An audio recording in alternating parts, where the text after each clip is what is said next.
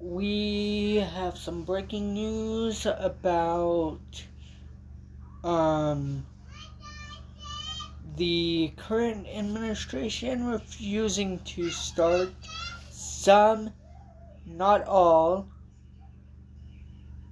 foreign aid despite a court order's ruling.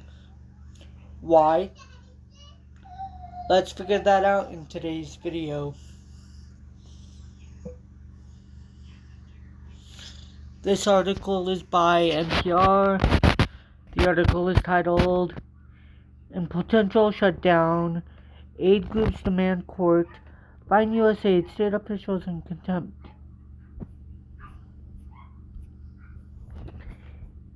By Frank Langfitt. Excuse me. And the article reads, "Groups that receive foreign aid are asking a federal judge to find the Trump officials now running the State Department and the U.S. Agency for International Development in contempt of court for reopening the flow of many 2000s of programs around the globe as the judge has ordered." In a filing Wednesday afternoon, the plaintiffs, in this case the states, said that each day is funding, or each day the funding is delayed. Millions of people across the world who rely on it suffer. It urged the judge to impose penalties until the U.S. government complies.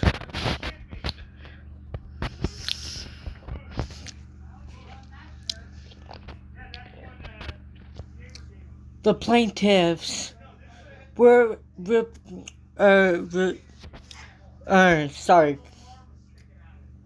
responding to a court filing in which USAID insisted that it had the right to cancel most of its foreign aid contracts. In that Tuesday filing, the agency said it was also reviewing contracts and grants one by one for evidence of waste, fraud, and to ensure they are aligned with President Trump's goals. Quote, "This court should not brook such brazen defiance of the express terms of its order," end quote, the plaintiffs said Wednesday. Judge Amara H. Lee of the U.S. District Court in the District of Columbia has yet to respond to the state contempt request. My editorial edition. Last week, Ali ordered USAID to start funding programs again while the case plays out. Ali said the plaintiffs who receive money from USAID showed that the loss of funding, quote, "threatens the very existence of their business," end quote.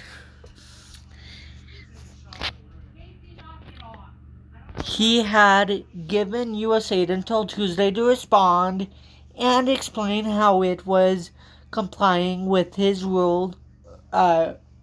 ordering,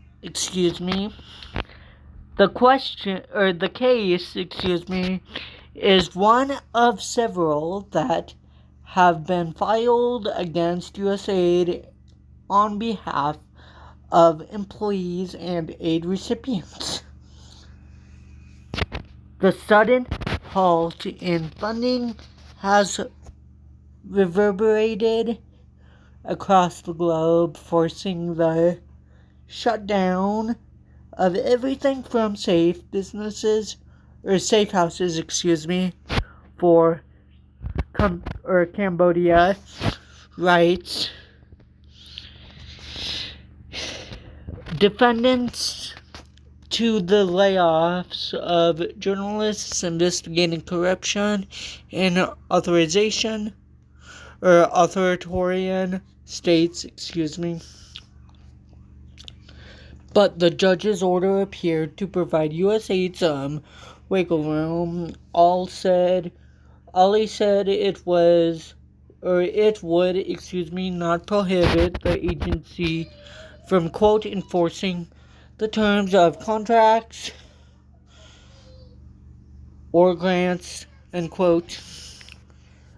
In its ruling Tuesday, USAID cited that provision to justify its moves.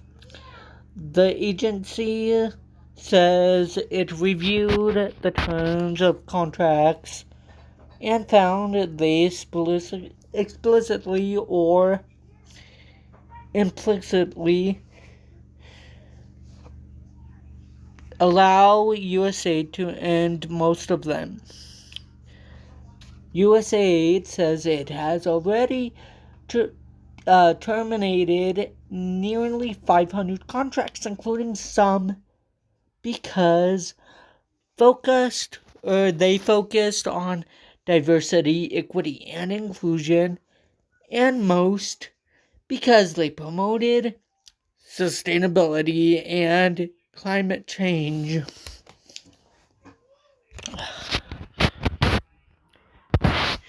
USAID officials said other contracts were canceled because they supported, quote, regime change, quote, civic society, quote, or democracy promotions, end quote. USAID has not killed all foreign aid.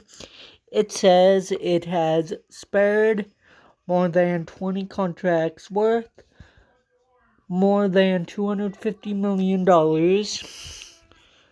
That is a tiny fraction of the agency's annual spending.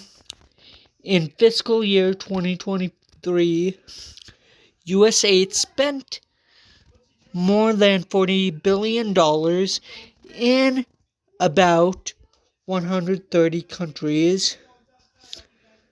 The vast majority of money went to help with governance, health, and humanitarian assistance.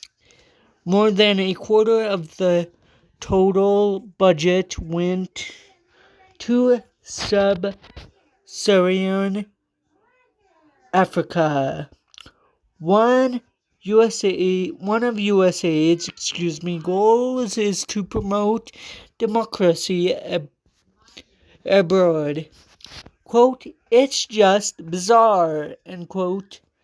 An executive with an organization which receives USAID funding said, pointing out that the agency was eliminating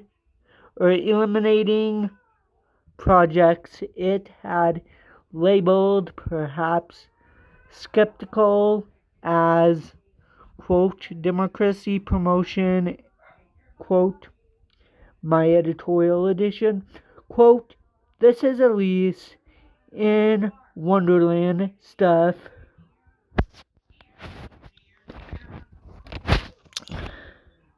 The executive asked that he and his organization not be named for fear of retribution.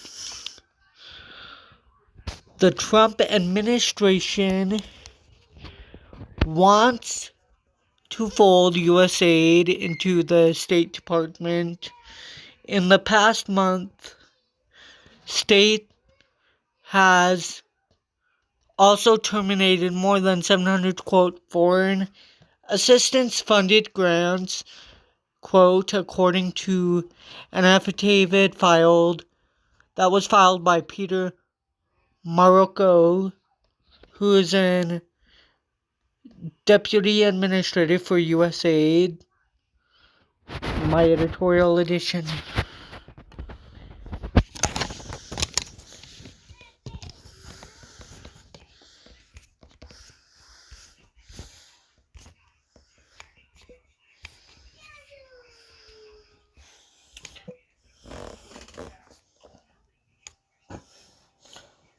Well, everyone, that is gonna do it for today's breaking legal update. If you did enjoy this breaking legal update, please make sure that you like, comment, share, subscribe, and enjoy, as well as hit the little bell icon. It does not cost you anything whatsoever. Next thing, ladies and gentlemen, if you have not already, please feel free to go subscribe to me down below on my and follow me on my socials media platforms that I'm on. I'm on Instagram, Snapchat, and Threads. There is where you can be updated instantly when I've uploaded a brand new video to the channel. Lastly, please help me reach the channel goal of 100 subscribers. Thank you everybody so much for tuning in to today's legal breaking update, and I will talk to you guys. I will talk to you guys in the next legal breaking update.